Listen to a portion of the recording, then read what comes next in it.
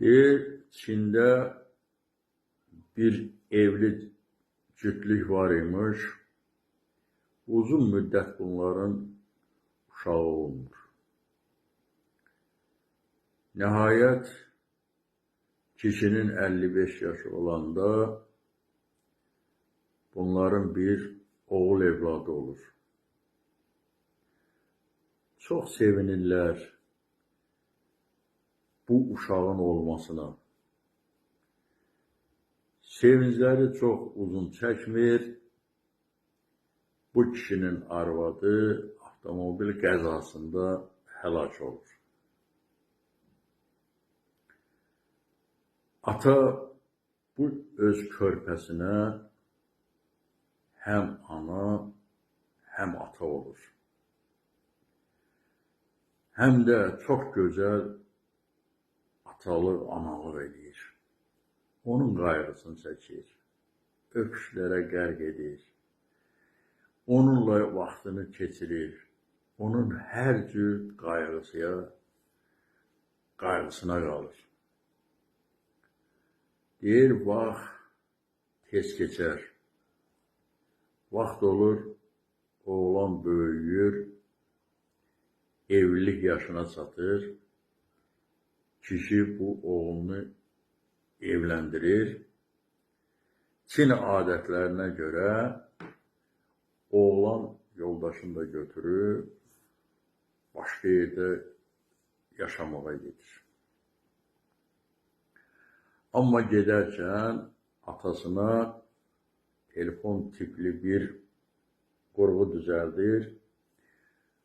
Atası hər gün bu qurğu vasitəsilə knopkaya basaraq oğluna mesaj göndərir ki, mən sağam, ölməmişəm.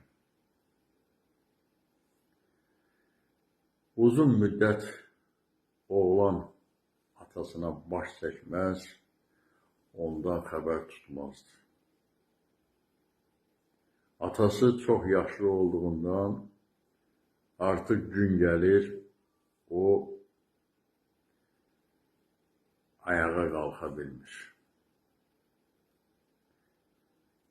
Belə olur ki, bir gün, 3-4 gün ardıcıl oğlana mesaj gəlir tez-tez.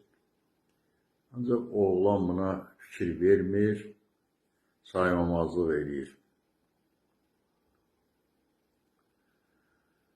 Belə olur, bir gün oğlan atasının yaşadığı məmləkətə getməli olur. Deyir, həm ora gedərəm, həm də atamı ziyarət edib bir hal-əhval tutaram. Gəlir atasının yaşadığı diyara, atasının evinə gəlib çıxır, qapını açıb içəri girir. Qapını açıb içəri girəndə çox pis, üfunətli iyi bunu vurur. Ağız burnunu tutaraq birtəhər içəri girir. İçəri girəndə nə görsə yaxşıdır. Atası öz yatağında qalmış, artıq qaralıb çürüyür. Köpəyi də onun yanında onun keşiyini çəkir.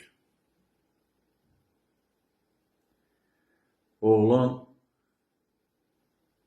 bu vəziyyətə peşman halda atasının yatağına yaxınlaşır. Görür ki, yatağın üstündə bir məktub var. Açır məktubu oxuyur. Atası oğluna yazır. Ey oğul, mən bir öpücüklə köpəyimə sənə mesaj yazmağı öyrətdim. Elə bir axırda elə bir hala gəldim ki, artıq ayağa durub sənə mesaj göndərə bilmirdim. Bunu köpəyimə öyrətdim.